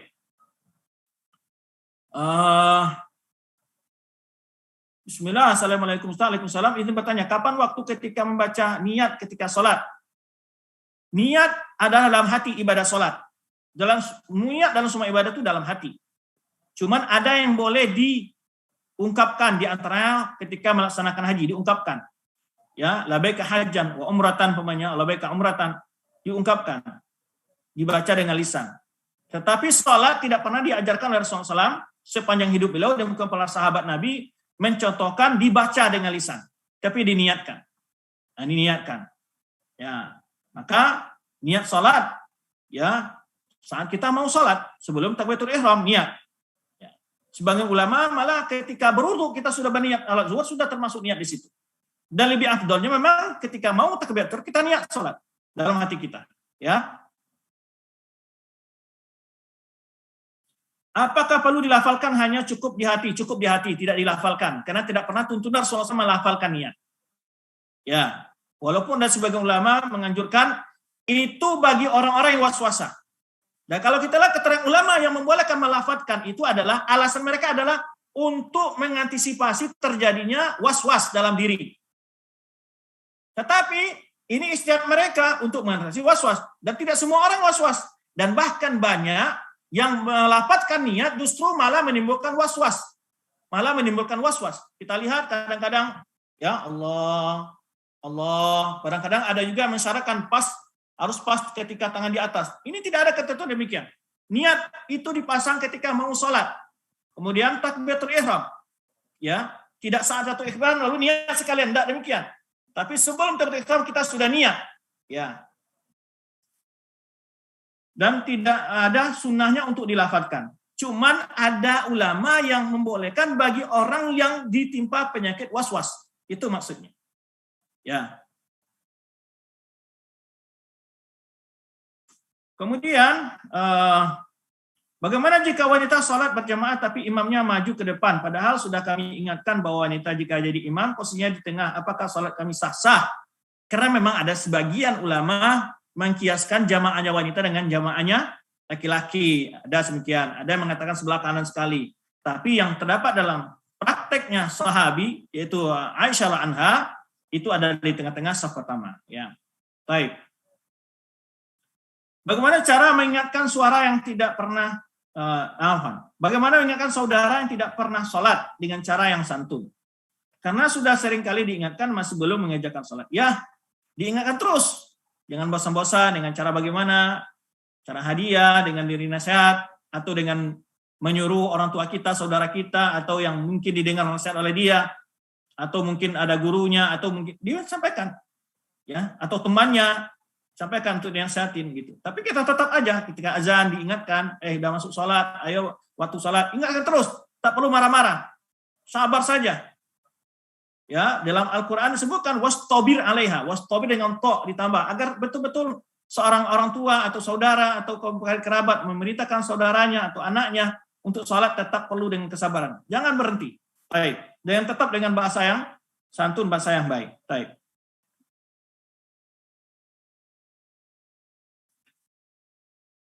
Mohon dijelaskan batasan muka yang boleh tidak tertutup dalam sholat. Ya Ustaz, apakah dagu harus tertutup? Ya dagu ya harus tertutup. Jadi di sini nih. Ya.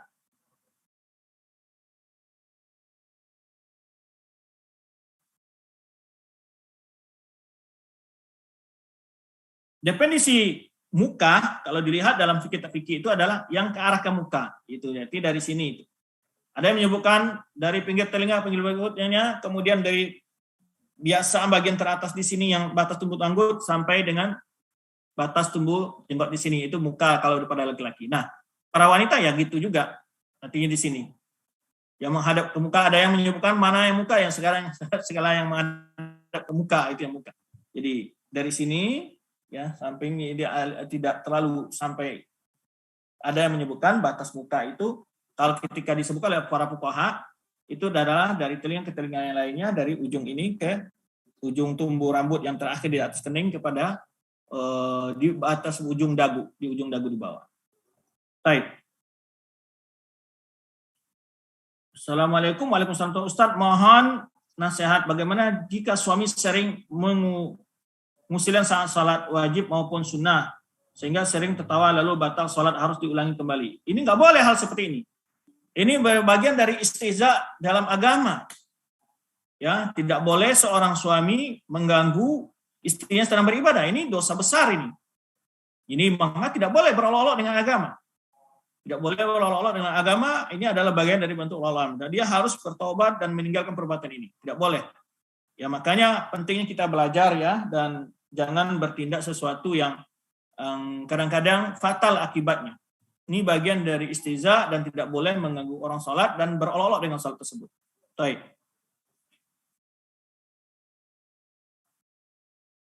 Bismillah, Assalamualaikum. Waalaikumsalam. Ini bertanya, apakah membaca Al-Quran harus menutup aurat seperti memakai mukena dan hijab?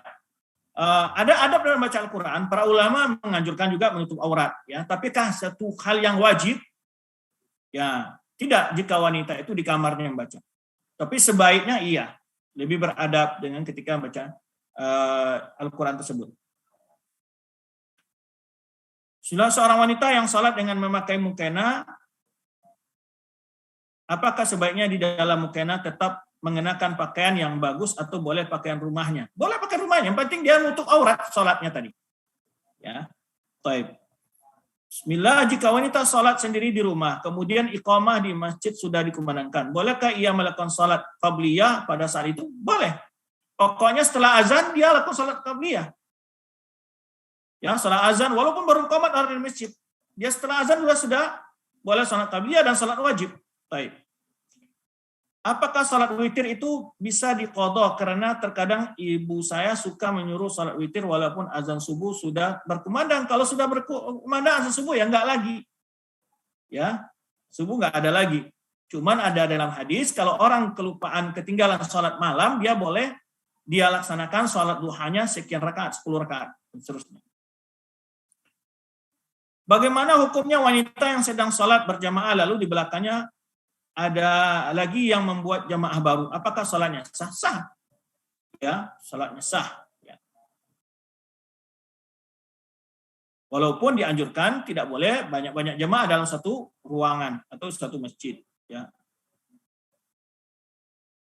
Ustaz, apakah punggung tangan termasuk aurat sehingga saat sholat harus tertutup? Ya, ini yang berbeda ulama menyebutkan bahwa ada yang mengatakan punggung tangan tetap sholat aurat, ada yang mengatakan tadi tidak. Ya, memang lebih aulanya. Tapi kita kalau sudah sholat dengan benar, ya, ketika sujud muncul punggung tangan itu hal yang tidak membatalkan sholat karena dia sudah menutup sesuai dengan pakaian sholatnya. Ya, kalau biasanya kan itu jilbab ataupun mukainanya dalam. Jadi ketika sujud dia tertutup tangannya itu. Baik,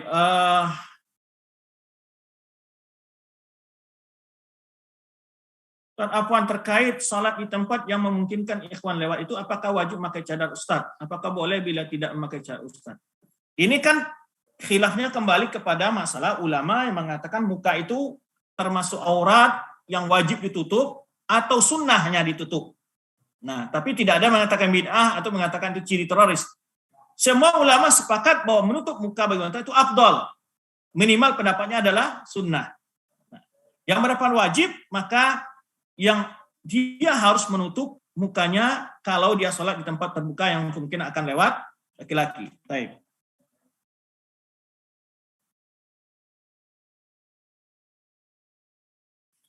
Apakah sholat sah apabila dahi tertutup oleh khimar depan, bagian depan cadar, tali ketika sedang sholat di luar rumah? Sholat apabila dahi tertutup oleh khimar depan atau bagian depan cadar, tali ketika sedang sholat di luar rumah. Ya, gak apa-apa. Sah sholatnya. Assalamualaikum warahmatullahi wabarakatuh. Apakah boleh dua orang wanita dalam satu kamar tapi sholatnya sendiri-sendiri atau masing-masing tidak berjamaah? Boleh. Boleh. Ya. Walaupun menurut Imam Syafi'i tadi dianjurkan lebih disunahkan kalau mereka sholat berjamaah. Kalau sholat subuh kita bangun saat matahari hampir terbit, apakah langsung sholat atau menunggu matahari terbit? Langsung sholat, bukan menunggu matahari terbit. Ya. Mana ma'an sholatin au nasiha falyusalliha idza dzakara. Kata Rasulullah SAW, barang siapa yang tertidur, siapa yang lupa antara sholat, lalu ingat sholat pada saat itu saja. Tidak perlu menunggu waktu berikutnya.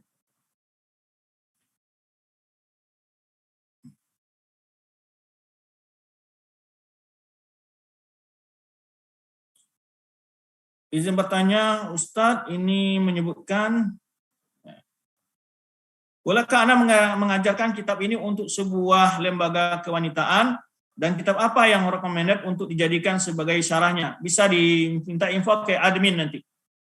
Minta info ke admin, kitabnya, dan insya Allah admin sudah memiliki beberapa referensi yang pernah kita diskusikan untuk dikaji di dalam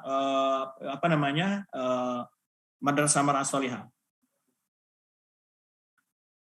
Ustaz, jika imam dan makmum salat adalah perempuan, kemudian imam salah, apakah makmum mengingatkan dengan cara menepuk punggung tangan atau dengan tasbih? Wallahu alam, kayaknya umum ya, pakai punggung tangan saja. Ya. Baik. Assalamualaikum warahmatullahi wabarakatuh, Ustaz. Bagaimana dengan ibu yang masih menyusui anaknya, Ustaz? Apakah termasuk uzur sa'i kalau menunda salat? Ya, kalau anaknya lagi rewel, itu ada uzur rewel kemudian ditidurkan dulu baru sholat nggak apa-apa ya, lagi kelaparan umpamanya. Ustaz, bagaimana hukumnya jika ada laki-laki yang bukan mahram yang tidak sengaja melihat aurat kita dan sudah melakukan sholat, taubatnya ini tidak dicatat dosanya? Ya, itu di luar kehendak kita ya, kita tidak mengira akan ada yang melihat. Baik.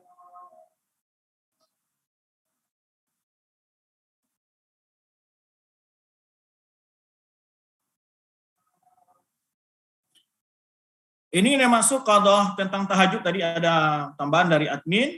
Itu kan Rasulullah sudah amila amalan asbatahu wa kana idza nama min al-lail aw amarida shalla min an-nahar 12 rakaat. Ini yang kita sebutkan tadi, tapi bukan berarti dia setelah azan harus mengqadha salat witirnya, tapi dia salat nanti di waktu duha. Jadi bukan dia salat siang hari. Ya, salat duha siang hari itu salat di siang hari selamanya 12 rakaat. Tapi tidak disebut mengqadha, ya, karena salat sunnah diqadhanya ya seperti kalau salat zuhur terlambat, salat ba'da zuhur enggak sunnah ba'da zuhur, sebenarnya Rasulullah SAW pernah mengqadha salat sunnahnya setelah asar. Tapi kalau salat witir diqadhanya tidak setelah azan, tapi nanti setelah waktu duha. Dilaksanakan dengan 12 rakaat. Wallahu a'lam bishawab. Demikian ya dapat kita bahas. Waktu sudah mau habis ya. Ini ada beberapa pertanyaan masih masuk. Itu bertanya, apakah jika dalam sholat lalu keluar angin, apakah kita harus membatalkan sholat atau tetap lanjut sholat sampai selesai baru nanti memulai sholat? Langsung batalkan sholatnya jika kentut keluar angin, langsung batalkan sholatnya, niatnya keluar sholat dan berwudu. Ya, tidak selesaikan sholatnya karena sholatnya sudah tidak sah karena sudah batal wudunya.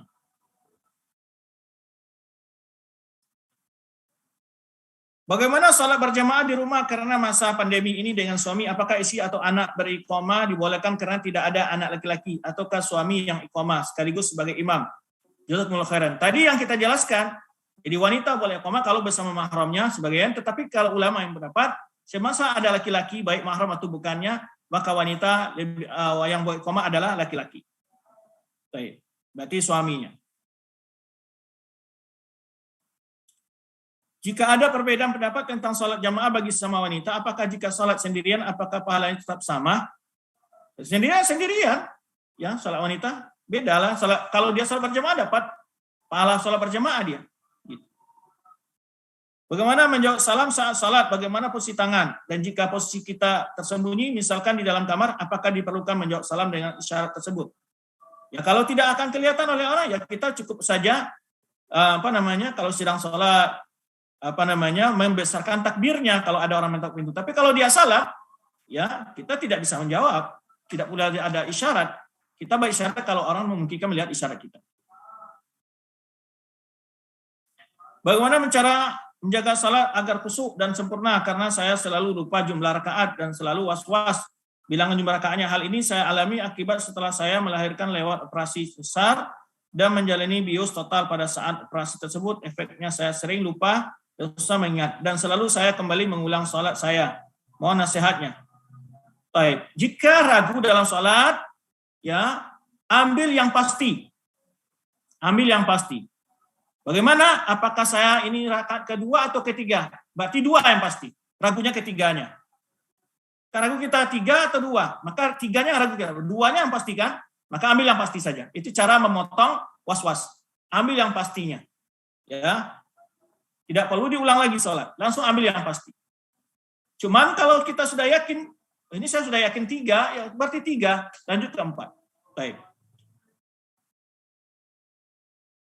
Satu pertanyaan lagi, bagaimana cara menjaga hafalan Quran supaya tetap mungkin? Karena saya memiliki hafalan, saya merasa sia-sia dan tak berguna karena kondisi saya selalu putus setelah melahirkan.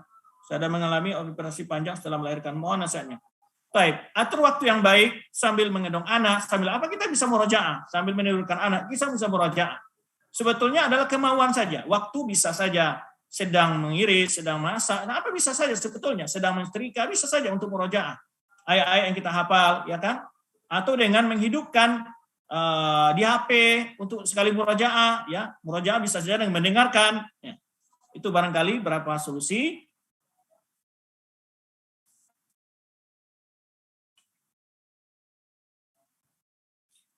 Bagaimana cara sikap kita untuk mengingatkan teman kita yang terkena waswas seperti wudhunya diulang-ulang hingga berapa kali? Nah ini dinasihatkan pertama untuk berdoa untuk dihindarkan waswas tersebut seperti membaca doa pagi sore, kemudian membaca ayat yang jelas melindungi dari waswas itu. Qul a'udzu birabbin nas, malikin nas, ilahin nas, min syarril waswasil khannas alladzi yuwaswisu fi sudurin nas minal jinnati wan nas. Nah, ini kan dianjurkan dibaca setiap selesai salat dan pagi dan sore. Kemudian adalah untuk diajarkan kepada dia tidak boleh was-was karena itu bagian dari sifat yang buruk yang harus ditinggalkan. Ya. Dan caranya apa? Ambil yang pasti saja. Ambil yang lebih yakin mana? Kalau kita yakin ini sudah 4, ya 4. Yang ketiga, ragu antara 4 dan 3, berarti 3 yang pasti. Gitu. Baik, demikian untuk pembahasan kali ini. Semoga apa yang telah kita bahas dapat kita ambil faedahnya. Wallahu a'lam bishawab. Terima kasih atas kehadirannya. Subhanakallahumma bihamdika asyhadu an la ilaha illa anta astaghfiruka wa atubu ilaik. Wassalamualaikum warahmatullahi wabarakatuh.